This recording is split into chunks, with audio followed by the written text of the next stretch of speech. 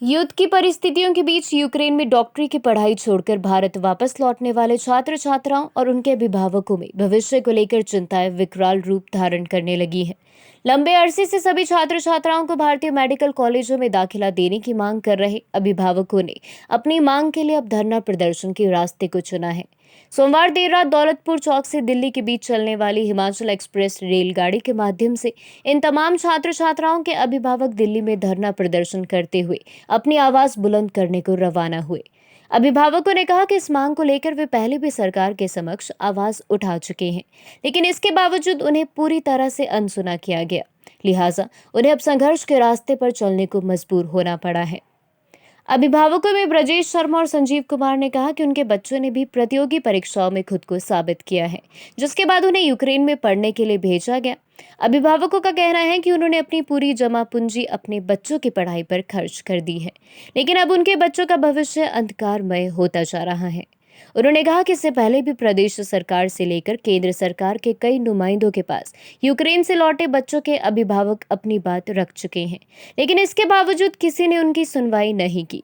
उन्होंने उम्मीद जताई कि भारत के प्रधानमंत्री नरेंद्र मोदी उनके बच्चों का भविष्य उजड़ने नहीं देंगे। यूक्रेन में एमबीबीएस प्रथम वर्ष की छात्रा शिल्पा वर्मा ने कहा कि महज 3 महीने उनकी पढ़ाई नियमित तरीके से चली, जिसके बाद युद्ध के कारण उन्हें वापस भारत लौटना पड़ा। उन्होंने कहा कि सरकार उन्हें भारतीय मेडिकल कॉलेज में पढ़ाई का मौका दे ताकि वो अपना भविष्य संवार सके।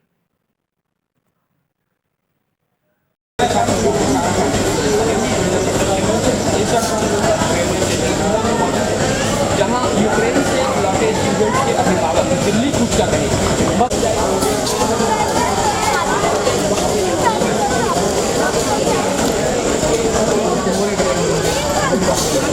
यूक्रेन और रूस के युद्ध का असर यहाँ पर दिख रहा है। क्या कुछ यहाँ पर इन अभिभावकों का, इन बच्चों का कह रहे हैं, ये तमाम चीजें आप आपके साथ साझा करेंगे। जी क्या नाम है? तो जब से जो चला है अभी उनके विषय का कुछ पता नहीं है कि क्या होगा क्या नहीं होगा। उसके लिए आज हम सभी अभिभावक पूरे यहाँ पे दिल्ली में एमएमसी और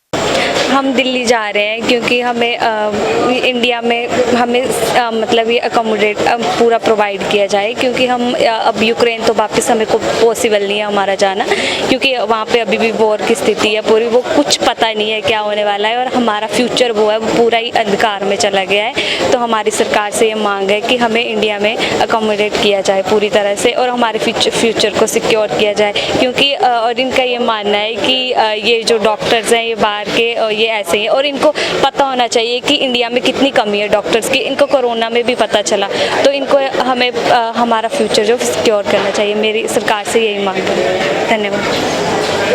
दिल्ली जाने का कारण एक ही है कि हमारे बच्चों का जो मतलब कि यूक्रेन से आए हैं एमबीबीएस के लिए करने गए थे, तो उनके भविष्य के बारे में हम लोग जा रहे हैं। सरकार कोई हमें अभी कोई आश्वासन या कोई भी प्रतिक्रिया नहीं दे रही है कि इन बच्चों के लिए क्या उनके पास पॉलिसी है, क्या वो पॉलिसी बनाने जा रही है। बहुत सारे मिनिस्टर्स को भी हम लोग मिल चुके हैं, जहाँ के जो हमारे लोकल मिनिस्टर है अनुराग ठाकुर, नड्डा जी को भी टाइम पे सबको मेमोरेंडम भी दिया गया, सब कुछ किया गया, लेकिन उसके बावजूद भी आज दिन तक कोई भी मतलब कि सॉलिड डिसीजन नहीं हुआ है।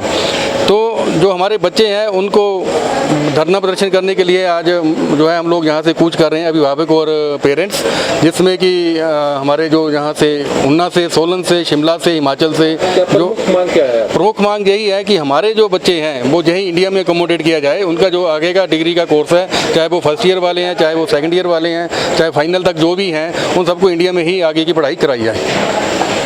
देखो जी, मैं ऊना डिस्ट्रिक्ट का कोऑर्डिनेटर भी हूँ जी।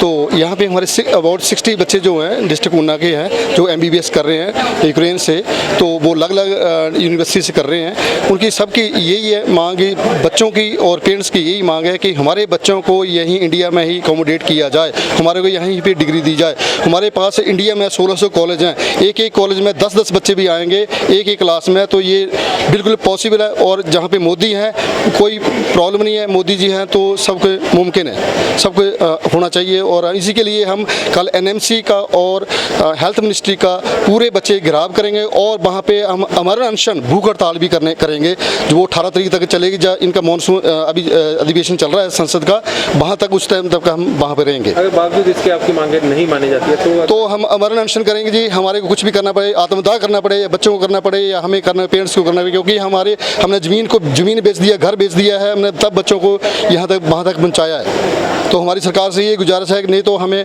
धरना प्रदर्शन करें या आत्मदाह करने की मजबूर होना पड़ेगा जी। लोन के